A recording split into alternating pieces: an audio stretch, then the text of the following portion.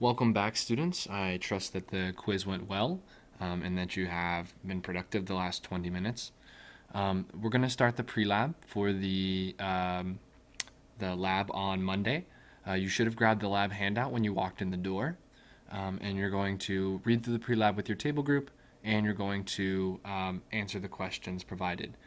We've never used the solubility table before, so I'm going to walk you through how to do that so that you're familiar with some terms for Monday. Firstly, I'm going to give you 2 minutes. I want you to, with your table group, read through the introduction of the pre-lab at the top of the page. So I'll give you 2 minutes to do that now.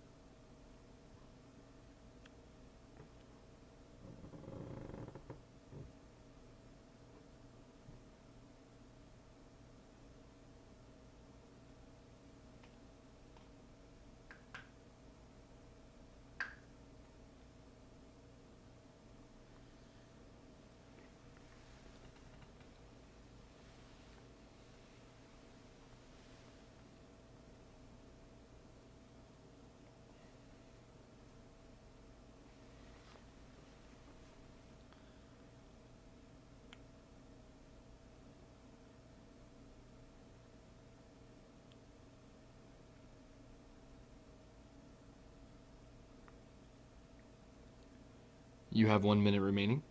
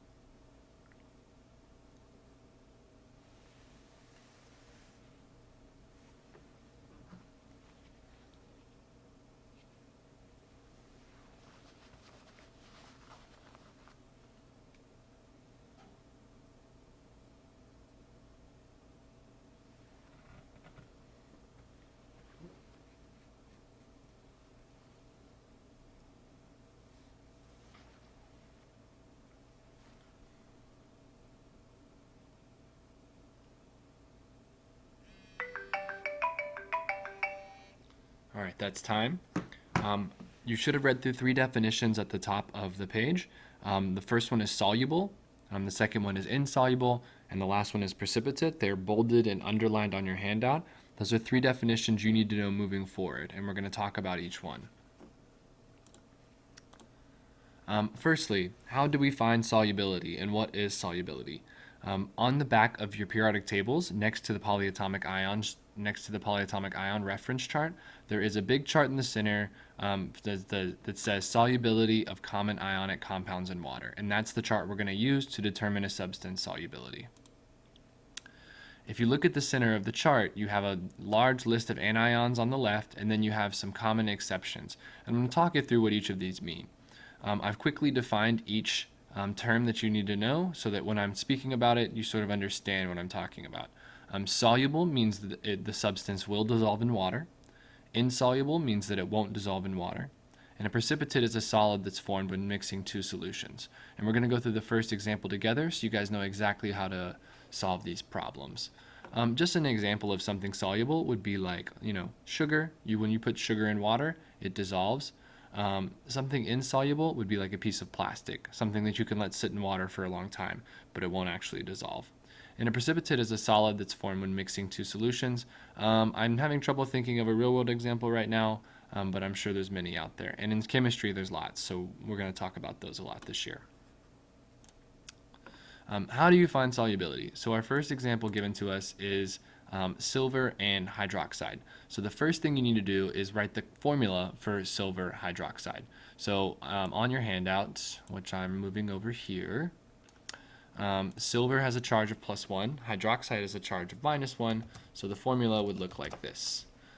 Silver hydroxide, just like that. Okay? Now you have to determine whether it's soluble or insoluble, and this is the new piece of information I'm going to teach you right now. All right.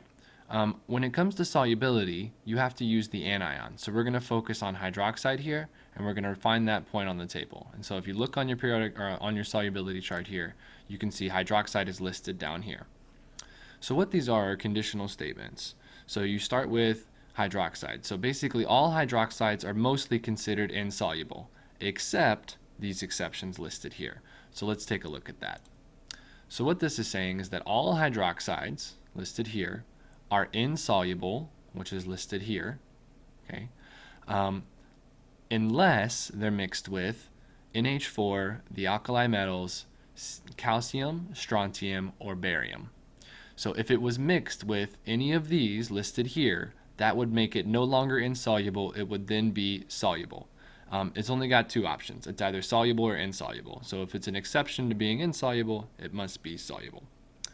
But since silver is not listed as a common exception of hydroxide, it means that it's insoluble. If it was an exception, if it was listed here, that would mean that it is soluble, but it is insoluble, meaning that if you had silver hydroxide, you would not be able to dissolve it in water.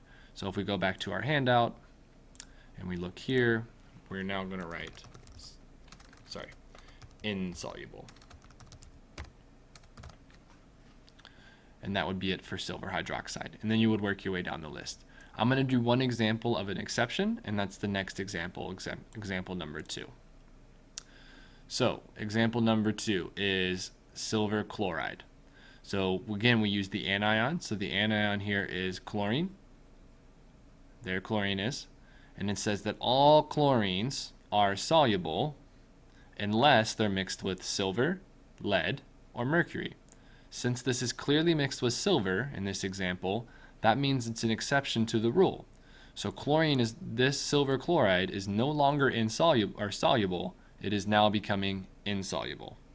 Right? Because it's listed here as an exception, it is no longer soluble, that makes it insoluble. All right. So let's take a look at our handout and what we would write. So first we'd write the formula, which we're experts at by this point. And we go with AgCl, because they both have a charge of 1.